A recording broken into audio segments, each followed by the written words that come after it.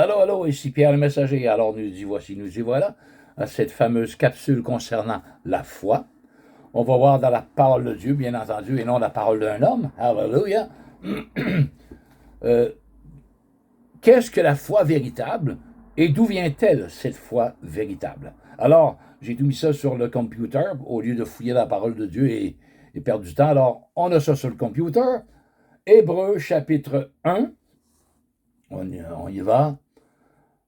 Chapitre 11, verset 1. Or, la foi est une ferme assurance des choses qu'on espère, une démonstration de celles qu'on ne voit pas. Alors, c'est plus une chose qu'on espère, c'est une ferme assurance des choses qu'on espère. On ne fait pas juste d'espérer. On a cette ferme assurance des choses qu'on espère, une démonstration de celles qu'on ne voit pas. Alors, euh, par la manière dont tu parles ou que tu agis, tu vois que tu as obtenu quelque chose que tu as demandé au Seigneur, soit un job ou même une guérison physique. Tu agis comme si tu avais déjà la job, OK? Ou comme si tu étais déjà guéri, car dans les lieux célestes, tu as été guéri, selon la parole de Dieu. Donc, et d'où vient cette foi-là? On va les voir dans Romains chapitre 10, verset 17. Mais tous n'ont pas obéi à la bonne nouvelle. Aussi, Ésaïe, le prophète Ésaïe, dit-il, Seigneur, qui a cru à notre prédication? Ainsi, la foi vient de ce qu'on entend, et ce qu'on entend vient de la parole de Christ, le réma de Dieu. Alléluia, la parole réma. Ça, c'est la parole logos, mais la parole de Christ, le réma, c'est à l'intérieur. C'est la parole de Dieu rendue vivante dans notre cœur. La foi vient de ce qu'on entend, et ce qu'on entend vient de la parole de Christ. Hallelujah, dans notre cœur. Hallelujah. Donc, il y a deux aspects, même peut-être trois aspects de la foi. Celle qui sauve, celle qui s'accapare des promesses de Dieu, et celle qu'on doit vivre par la foi afin d'obéir à la parole de Dieu. OK? Donc, voilà. Donc, la foi qui sauve, celle-ci est résumée en Jean chapitre 3, verset 16. Ça nous dit, car Dieu a tant aimé le monde qu'il a donné son Fils unique, Jésus, afin que quiconque croit en lui ne périsse point, mais qu'il ait la vie éternelle. Il s'agit de croire. Celui qui croira sera sauvé, mais celui qui ne croira pas sera condamné. Il s'agit de croire dans l'œuvre de la croix pour être sauvé. C'est la foi qui sauve dans la croix de Christ. Alléluia. Maintenant, il y a aussi la foi pour obtenir soit la guérison physique ou être pourvu dans tous nos besoins. Ça, c'est Matthieu 6. Matthieu 6, pardon, ici. Matthieu 6, versets 25 à 33. C'est pourquoi je vous dis, ne vous inquiétez pas pour votre vie, de ce que vous mangerez, ni pour votre corps, de quoi vous serez vêtu. La vie n'est-elle pas plus que la nourriture et le corps plus que le vêtement? Regardez les oiseaux du ciel, ils ne sèment ni ne moissonnent, et ils n'amassent rien dans les greniers, et votre Père céleste les nourrit. Alléluia! Ne valez-vous pas plus que beaucoup de passereaux? Alléluia! Qui de vous, par ses inquiétudes, peut ajouter une coudée à la durée de sa vie? C'est impossible. Et pourquoi vous inquiétez au sujet du vêtement? Considérez comment croissent les listes des champs. Il ne travaille ni ne file. Cependant, je vous le dis que Salomon, même dans toute sa gloire, n'a jamais été vêtu comme l'un d'eux. Donc, si Dieu revêt l'herbe des champs qui existe aujourd'hui et qui demain sera jetée au feu, ne vous vêtira-t-il pas plus, à forte raison, gens de peu de foi? Ayez foi en la parole de Dieu. Il nous exhorte ici. Alléluia. Ne vous inquiétez point de rien et ne dites point, que mangerons-nous? Que boirons-nous? De quoi serons-nous vêtus? Car toutes ces choses, ce sont les païens qui les recherchent, et non vous les croyants. Alléluia. Votre Père céleste sait que vous en avez besoin. Cherchez premièrement le royaume et la justice de Dieu, et toutes ces choses vous seront données par-dessus. C'est la parole de Dieu, chers frères, chères sœurs, chers amis. Amen. Donc, c'est cette foi-là également. Dieu nous demande d'avoir une foi afin de vivre dans l'abondance. Oui, il y aura des épreuves. Attendez-vous à avoir des épreuves. C'est normal. Mais ne lâchez pas. La parole de Dieu, de quoi on va être vêtus, que mangerons-nous, où allons-nous habiter, hallelujah. Donc, ne pas s'en faire outre mesure. La parole de Dieu nous dit, oh, et même nous avertit, cherchez le royaume et la justice de Dieu, et toutes ces choses vous seront données par-dessus. Et il dit à ses disciples, gens de peu de foi.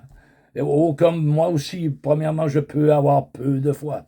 Oh que oui, oh que oui. Et la foi également qui doit obéir, qui se doit d'obéir à la parole de Dieu. Ça nous dit ici, or sans la foi, il est impossible de lui être agréable, car il faut que celui qui s'approche de Dieu croit que Dieu existe et qu'il est le rémunérateur de ceux qui le cherchent. C'est normal, il faut croire premièrement que Dieu existe, si on veut mettre foi en ce Dieu-là qui existe. Mais ça, pour le croyant qui a obtenu le salut de Dieu, il doit marcher par la foi, au moyen de la foi par la suite. Or, là, sans la foi, il était impossible de plaire à Dieu, de lui être agréable. Vous voyez, chers amis? Alléluia. Donc, et Jésus nous montre ici que ce n'est pas plus compliqué d'obtenir le salut gratuit au moyen de la foi que d'obtenir une guérison physique dans nos corps mortels également. On va voir ça en Ésaïe. Ésaïe 53, 1 à 6. Qui a cru à ce qui était annoncé? Qui a reconnu le bras de l'Éternel? Il s'est élevé devant lui comme une faible plante, comme un rejeton qui sort d'une terre desséchée. Il n'avait ni beauté ni éclat pour attirer nos regards, et son aspect n'avait rien pour nous plaire. Méprisé et abandonné des hommes, homme de douleur et habitué à la souffrance, semblable à celui dont on détourne le visage, nous l'avons dédaigné, nous n'avons fait de lui aucun cas. À la croix. Bon, tu fais là à la croix. Là. On ne sait pas pourquoi il y a. Pour nos péchés, tata. Trop facile. On ne fait de lui aucun cas. Cependant, la parole de Dieu nous dit, ce sont nos souffrances qu'il a portées, c'est de nos douleurs qu'il s'est chargé. Et nous l'avons considéré comme puni, frappé de Dieu et humilié. Mais il était blessé pour nos péchés, vos péchés et mes péchés. Brisé pour nos iniquités, vos iniquités et mes iniquités. Le châtiment qui nous donne la paix, alléluia, est tombé sur lui, sur Jésus. Et c'est par ses meurtrissures que nous sommes guéris. Alléluia. Donc ici, nous voyons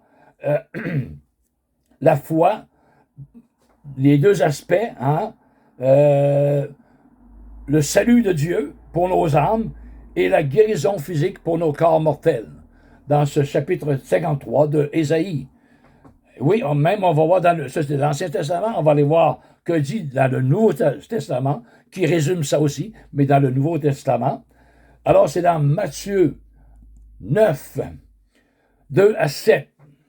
Et voici, on lui amena à Jésus un paralytique couché sur un lit. Jésus, voyant leur foi, dit au paralytique, parce que c'est 4 messieurs qui portaient le paralytique sur une civière, là. Prends courage, mon enfant, tes péchés te sont pardonnés. Ben voyons, lui, les 4 hommes viennent avec ce paralytique-là pour qu'il soit guéri. Et j'imagine qu'il espérait être guéri aussi, ce paralytique-là, mais Jésus lui dit, tes péchés, prends courage, tes péchés sont pardonnés. Oh, pas là. C'est pas là. C'est quoi, là? Qu'est-ce que tu dis, Jésus? T'es mêlé, là. Sur quoi quelques scribes dirent au-dedans d'eux. Cet homme blasphème, en parlant de Jésus. Et Jésus, connaissant leur pensée, dit, pourquoi avez-vous de mauvaises pensées dans vos cœurs? Car lequel est le plus aisé de dire, tes péchés sont pardonnés? Ou de dire, lève-toi et marche? Voyez, sur la croix, le salut est accompli pour les âmes et la guérison pour les corps mortels. 2 pour le prix d'un. Hallelujah! C'est la même chose ici. Quel est le plus aisé de dire? Tes péchés sont pardonnés, le salut accordé au moyen de la foi, ou de dire lève-toi et marche. La guérison accordée par la foi. C'est une seule et même foi. Ça ne prend pas plus de foi d'avoir la guérison, d'être guéri, que d'obtenir le salut gratuit de Dieu. Ça ne prend pas plus de foi. No way! Quel est le plus aisé de dire tes péchés sont pardonnés ou de dire lève-toi et marche? Hallelujah! Amen! C'est le même type de foi, le même plancher. Hallelujah! Amen! Donc, ça c'est en Matthieu 9. On vient de lire 2 à 6, je crois. 2 à 7, voilà. Donc, il y a aussi des promesses aussi que Jésus nous a dit. Je vais lire sur une page que j'ai mis les versets. Matthieu 21, 22. Tout ce que vous demanderez avec foi par la prière, vous le recevrez. Jusqu'à présent, vous n'avez rien demandé en mon nom. Demandez et vous recevrez afin que votre joie soit parfaite. Jean 14, 14. Si vous demandez quelque chose en mon nom, je le ferai, dit Jésus. 1 Jean 5, 14. Nous avons auprès de lui cette assurance que si nous demandons quelque chose selon sa volonté, il nous écoute. Et s'il nous écoute, nous savons qu'il nous écoute, nous savons que nous possédons la chose que nous lui avons demandée, selon sa volonté. Hallelujah! Et la guérison physique et le salut, c'est selon sa volonté. C'est dans le ciment, c'est selon sa volonté. Hallelujah! Il y a aussi, si vous demeurez en moi, si, c'est toujours conditionnel, hein, et que mes paroles demeurent en vous, demandez ce que vous voudrez, et cela vous sera accordé. Alléluia. C'est pourquoi je vous dis, tout ce que vous demanderez en priant, croyez que vous l'avez reçu, et vous le verrez s'accomplir. Vous voyez la définition de la foi? Une ferme assurance des choses qu'on espère, une démonstration de celles qu'on ne voit pas. On le démontre déjà, hallelujah, avant qu'elle arrive. Et aussi en Marc 16, 17 et 18, voici les miracles qui accompagneront les croyants, ceux qui auront cru. En mon nom, vous poserez les mains aux malades et les malades seront guéris. Vous parlerez de nouvelles langues, hallelujah. S'ils boivent quelques breuvages mortels, il ne leur fera point de mal. Vous saisirez les serpents et les scorpions, et il ne vous fera point de mal. Hallelujah. Amen. Ils imposeront les mains aux malades, et les malades seront guéris. Hallelujah. Amen. Marc 16. Alors, c'est toutes des promesses sur lesquelles on peut se fier, frères et sœurs, chers amis. Hallelujah. Ben, vous, les croyants, bien entendu, surtout. Donc, également, il y a non seulement des promesses, mais Jésus nous donne des clés. OK? Ça ne sera pas long. Maintenant, nous allons voir quelques clés également qui nous est données en Matthieu 21, 18 à 22. Que nous dit Matthieu 21, 18 à 22? Le matin, en retournant à la ville, Jésus eut faim. Voyant un figuier sur le chemin, il s'en approcha, mais il n'y trouva que des feuilles. Et il lui dit, que jamais fruit ne naisse de toi. Et à l'instant, le figuier sécha. Bang! À l'instant. Hallelujah! Les disciples qui virent cela furent étonnés et dirent, je l'aurais été aussi, comment ce figuier est-il devenu sec en un instant? Jésus leur répondit, je vous le dis en vérité, si vous aviez de la foi, si vous aviez de la foi et que vous ne doutiez point, non seulement vous feriez ce qui a été fait à ce figuier, mais quand vous diriez à cette montagne, hallelujah, ôte-toi et jette-toi dans la mer, cela se ferait. Tout ce que vous demanderez, tout T-O-U-T, ce que vous demanderez avec foi, par contre, avec foi, c'est conditionnel, par la prière, vous le recevrez. Hallelujah. Ça, c'est Matthieu 21. Maintenant, Marc. Marc ici, 11. On a dit 11, 20 à 21. 20 à 21, j'ai oublié de souligner. OK, ici. Ayez foi en Dieu, dit Jésus. Je vous le dis en vérité, si quelqu'un dit à cette montagne, ôte-toi de là, jette-toi dans la mer, s'il ne doute point en son cœur, s'il ne doute point, pas ici, et en son cœur, s'il ne doute point en son cœur, mais croit que ce qu'il dit arrive, il le verra s'accomplir. C'est pourquoi je vous dis, tout ce que vous demanderez en priant, croyez que vous l'avez reçu et vous le verrez s'accomplir. Et lorsque vous êtes debout devant, faisant votre prière, si vous avez quelque chose contre quelqu'un, pardonnez afin que votre Père qui est dans les cieux vous pardonne vos offenses également.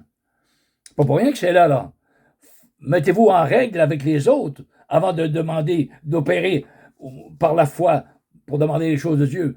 Mettez votre vie en règle. S'il y a un frère, une sœur, qu'il y a des disputes, quoi que ce soit, il y a de la discorde, allez vous réconcilier avant toute chose.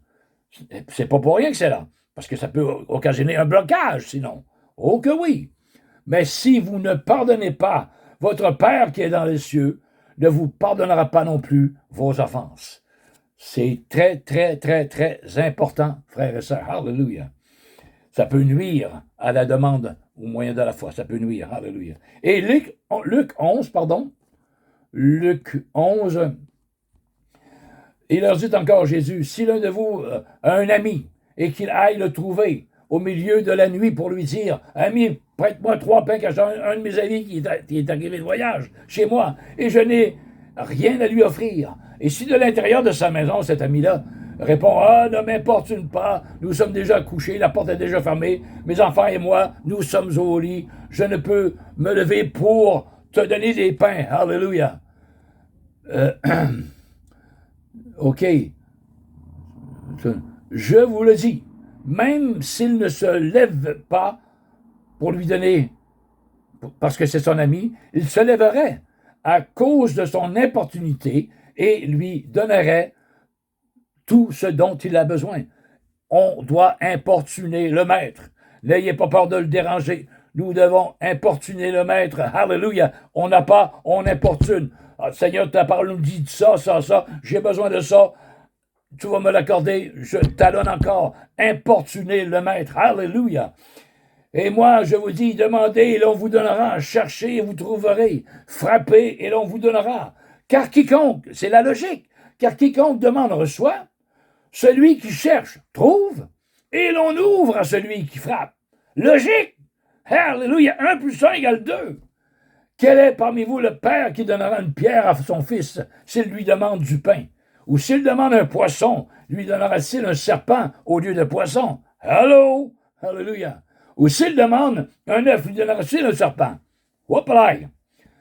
Alors, si donc, mes gens, que vous l'êtes, vous savez donner de bonnes choses à vos enfants, à combien plus forte raison le Père Céleste donnera-t-il le Saint-Esprit, ou des bonnes choses, ou la guérison, ou quoi que ce soit d'autre, à ceux qui le lui demandent.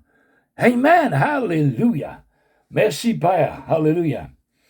Donc, ce sont des clés essentielles pour vraiment obtenir, au moyen de la foi, ce que nous désirons. Il faut que ce soit selon la volonté de Dieu, par contre.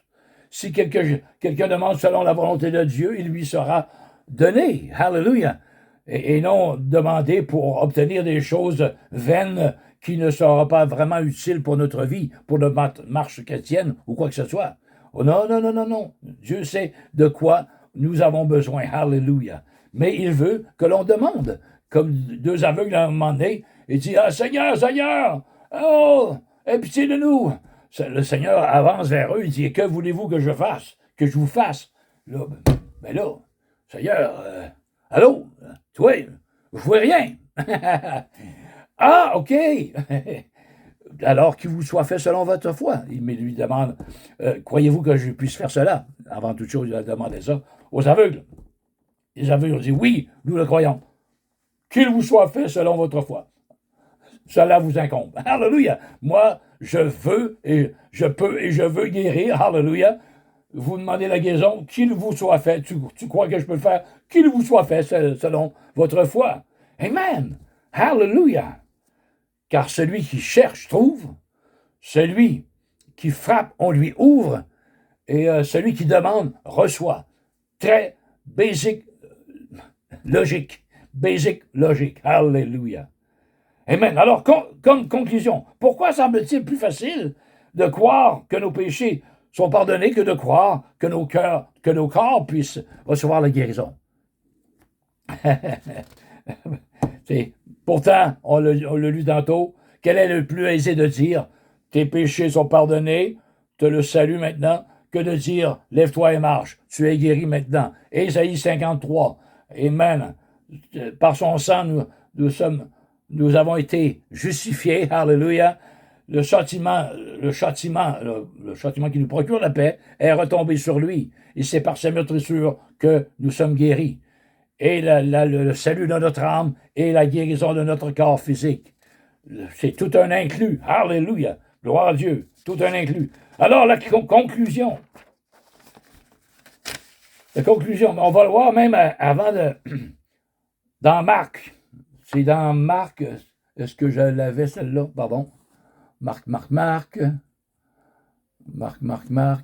sera pas long. Donc, on va voir, chers frères, chères sœurs, chers amis, ici dans Marc 6, deux exemples, dans le même chapitre, 6, 1 à 6. On va voir un peuple qui a décidé de croire. Et Marc 6, 53 à 56, un autre peuple qui a décidé, qui manque de la foi. On va lire. Alors Jésus partit de là et se rendit dans sa patrie. Donc Nazareth, sa patrie. Ses disciples le suivirent. Quand le sabbat fut venu, il se mit à enseigner dans la synagogue. Beaucoup de gens qui l'entendirent étaient étonnés et disaient, hein, d'où lui viennent ces choses? Quelle est cette sagesse qui lui a été donnée et comment de tels miracles se font-ils par ses mains? N'est-ce pas le charpentier, le fils de Marie? Jésus était charpentier, le fils de Marie, le fils de Marie, n'est-ce pas le fils de Joseph également?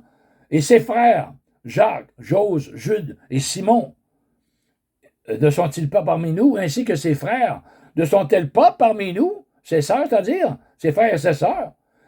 Et il était pour eux une occasion de chute. On le connaît trop. Jésus a bien dit, tout prophète n'est pas reconnu dans sa patrie, hein?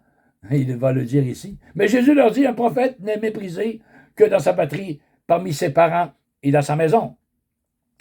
Il ne put faire là aucun miracle, si ce n'est qu'il imposa les mains à quelques malades et les guérit. Alléluia.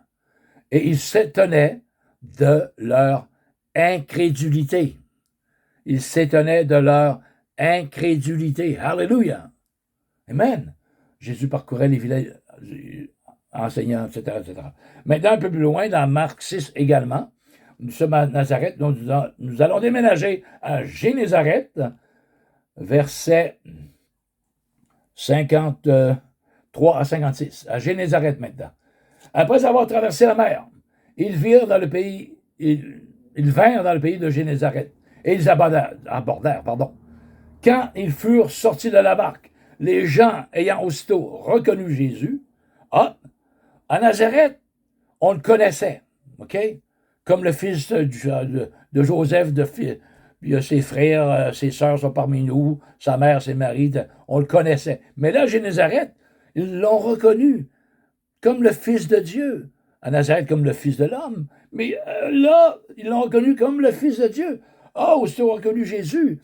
Alors, parcoururent tous les environs, les gens, et se mit à porter les malades sur des lits, partout où l'on apprenait qu'il était. En quelques lieux qu'il arriva, dans les villages et dans les villes ou dans les campagnes, on mettait les malades sur les places publiques.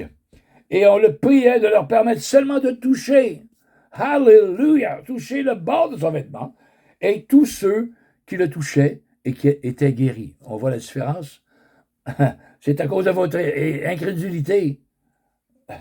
Un peu plus tôt, là, à Nazareth, berger de Nazareth, là, tous ceux qui touchaient le bord de ce vêtement seulement étaient guéris. Hallelujah. Donc, conclusion. Oh yeah! Alors, comme conclusion, ici, Jacques prend comme exemple la sagesse, mais on peut fort bien prendre la guérison, OK, au lieu de sagesse. Alors, Jacques 1, versets 5 et 6. Si quelqu'un d'entre vous manque de sagesse ou a besoin d'une guérison quelconque, qu'il la demande à Dieu, qui donne à tous simplement et sans reproche, et elle lui sera donnée.